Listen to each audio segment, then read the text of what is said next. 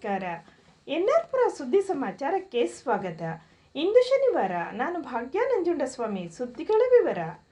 ಶೆಟ್ಟಿಕೊಪ್ಪದಲ್ಲಿ 8 ಚರ್ಚ್ಗಳು ಒಟ್ಟಾಗಿ ಕ್ರೀಡಾಕೂಟ ಏರ್ಪಡಿಸಿರುವುದರಿಂದ ಪರಸ್ಪರ ಬಾಂಧವ್ಯ ಬೆಳೆಯಲಿದೆ ಎಂದು ಲಯನ್ಸ್ ಕ್ಲಬ್ ಅಧ್ಯಕ್ಷ ಪಿಜೆ ಆಂಟನಿ ತಿಳಿಸಿದರು.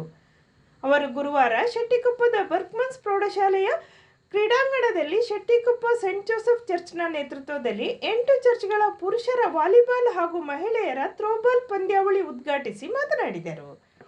ಅತಿಥಿಯಾಗಿದ್ದ ತಾಲೂಕು ವೈಎಂಸಿಎ ತಾಲೂಕು ಅಧ್ಯಕ್ಷ ಎಂಪಿ ಮನು ಮಾತನಾಡಿ, ನಾವು ಆರೋಗ್ಯವಾಗಿರಬೇಕಾದರೆ ಕ್ರೀಡೆಯಲ್ಲಿ ಭಾಗವಹಿಸುವುದು ಮುಖ್ಯ ಎಂದರು.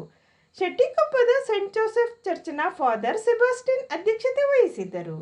ಅತಿಥಿಗಳಾಗಿ ಕೆಎಂಸಿಎ ತಾಲೂಕು ಅಧ್ಯಕ್ಷ ಎಲ್ದೋ, ಕಡಹಿನಬೈಲು ಗ್ರಾಮ ಪಂಚಾಯಿತಿ ಅಧ್ಯಕ್ಷೆ ಲಿಲ್ಲಿ ಮಾತುಕುಟಿ, ಉಪಾಧ್ಯಕ್ಷ ಸುನೀಲ್ ಕುಮಾರ್, ಸದಸ್ಯೆ ಅಶ್ವಿನಿ, ಕರಗುಂದ ಚರ್ಚ್ನ ಧರ್ಮಗುರು ಫಾದರ್ ಶನೋಜ ಮತ್ತಿತರರು ಇದ್ದರು.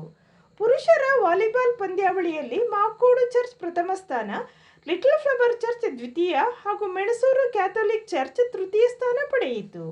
ಮಹಿಳೆಯರ ಥ್ರೋಬಾಲ್ ಪಂದ್ಯಾವಳಿಯಲ್ಲಿ ಶೆಟ್ಟಿಕೊಪ್ಪ ಸೆಂಟ್ ಚರ್ಚ್ ಪ್ರಥಮ ಸ್ಥಾನ, ಸೂಸಲವಾನಿ ಚರ್ಚ್ ದ್ವಿತೀಯ ಸ್ಥಾನ ಪಡೆಯಿತು.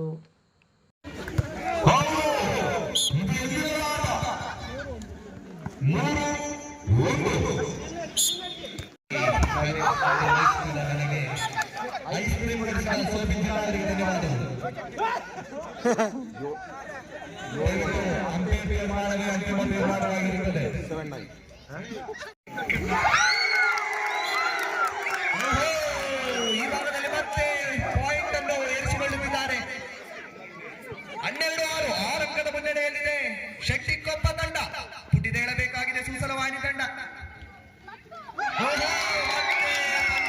ಕೈ ಚೆಲ್ಲುವ ಸನಿಹದಲ್ಲಿ ಸೂಸಲವಾಣಿ ತಂಡವು ಮುಂದಾಗಿದೆ. 13-6 ಸರ್ವೀಸ್.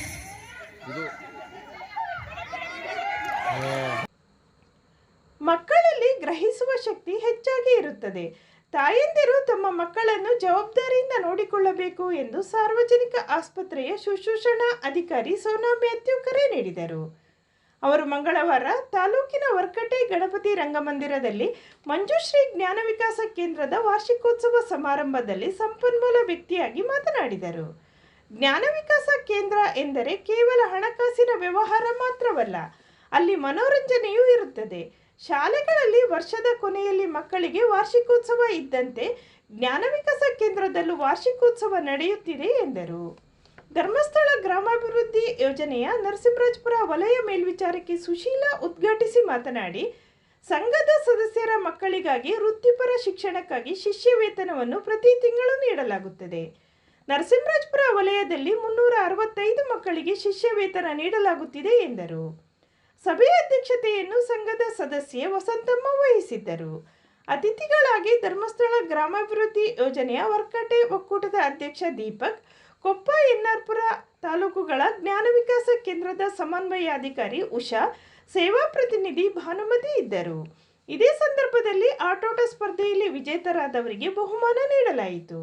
ಸೀಮಾ ಸ್ವಾಗತಿಸಿದರು. ಅಶ್ವಿನಿ ಕಾರ್ಯಕ್ರಮ ನಿರೂಪಿಸಿದರು. ರೂಪಾ ವಂದಿಸಿದರು.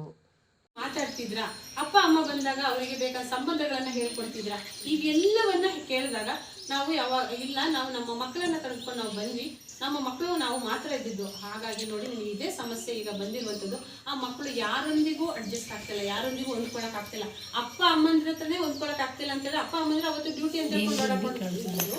ಸೊ ಹಾಗಾಗಿ ಇರೋದ್ರಿಂದ ನಮ್ಮ ಮಕ್ಕಳನ್ನ ನಾನು ಹೇಳುವಂಥದ್ದು ಏನಂದ್ರೆ, ಸಂಜೆ ಆದಾಗ ಸ್ಕೂಲ್ ಬಿಟ್ಟು ಬಂದಾಗ ಒಂದು ಅರ್ಧ ಗಂಟೆ, ಒಂದೇ ಹಾಫ್ ಎನ್ ಅವರ್ ಅವರಿಗೆ ಮೀಸಲಿಟ್ಬಿಟ್ಟು ಅವರು. ಶಿವಮೊಗ್ಗದ ನೆಹರು ಕ್ರೀಡಾಂಗಣದಲ್ಲಿ ಭಾನುವಾರ ನಡೆದ ರಾಷ್ಟ್ರಮಟ್ಟದ ಕರಾಟೆಯಲ್ಲಿ ತಾಲೂಕಿನ ನಾಗಲಾಪುರ ಗ್ರಾಮದ ಸಿಂಸೆಯ ಜಿ ನಿಹಾರಿಕಾ ಅವರು 16ರಿಂದ 17 ವಯೋಮಿತಿಯ ಕಟಾ ವಿಭಾಗದಲ್ಲಿ ದ್ವಿತೀಯ ಸ್ಥಾನ ಹಾಗೂ 41ರಿಂದ 45 ಕೆಜಿಯ ಕಮೋಟೆ ವಿಭಾಗದಲ್ಲಿ ತೃತೀಯ ಸ್ಥಾನ ಪಡೆದಿದ್ದಾರೆ. ಜಿ ನಿಹಾರಿಕಾ ಅವರು ಮಾಜಿ ಸೈನಿಕ ಜಿ ನಾಗೇಂದ್ರಪ್ಪ ಅವರಿಂದ ತರಬೇತಿ ಪಡೆಯುತ್ತಿದ್ದು, ಸಿಂಸೆಯ ಗಿರೀಶ್ ಹಾಗೂ ಪವಿತ್ರ ಅವರ ಪುತ್ರಿಯಾಗಿದ್ದಾಳೆ. ನರಸಿಂಹರಾಜಪುರ ಪಟ್ಟಣದ ಕರ್ನಾಟಕ ಪಬ್ಲಿಕ್ ಸ್ಕೂಲ್ನಲ್ಲಿ ಪ್ರಥಮ ವರ್ಷದ ಪಿಯುಸಿ ವ್ಯಾಸಂಗ ಮಾಡುತ್ತಿದ್ದಾಳೆ. ನರಸಿಂಹರಾಜಪುರ ಪಟ್ಟಣ ಹಾಗೂ ಅಗ್ರಹಾರದಲ್ಲಿ ಗುರುವಾರ ಮಕರ ಸಂಕ್ರಾಂತಿ ಹಬ್ಬವನ್ನು ಸಂಭ್ರಮದಿಂದ ಆಚರಿಸಲಾಯಿತು.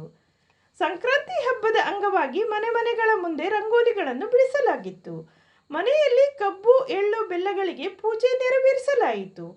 ಸಂಜೆ ಸಮಯದಲ್ಲಿ ಮಹಿಳೆಯರು ಹಾಗೂ ಪುಟಾಣಿ ಮಕ್ಕಳು ಮನೆ ಮನೆಗೆ ಹೋಗಿ ಎಳ್ಳು ಬೀರಿ ಸಂಭ್ರಮ ಪಟ್ಟರು. ಎಳ್ಳು ಬೆಲ್ಲ ಸಕ್ಕರೆ ಅಚ್ಚು ಹಣ್ಣುಗಳನ್ನು ಪರಸ್ಪರ ವಿನಿಮಯ ಮಾಡಿಕೊಂಡರು. ಮುತ್ತೈದೆಯರಿಗೆ ಬಾಗಿನ ನೀಡಲಾಯಿತು. ಮಕರ ಸಂಕ್ರಾಂತಿ ಹಬ್ಬವು ಸೂರ್ಯನ ಧನುರಾಶಿಯಿಂದ ಮಕರ ರಾಶಿಗೆ ಪ್ರವೇಶ ಮಾಡುವ ಶುಭ ದಿನವಾಗಿದೆ. ಉತ್ತರಾಯಣ ಆರಂಭವಾಗಿದ್ದು ಶುಭ ಕಾರ್ಯಗಳಿಗೆ ಅತ್ಯಂತ ಮಹತ್ವದ ದಿನವಾಗಿದೆ ಎನ್ನುತ್ತಾರೆ ಹಿರಿಯರು.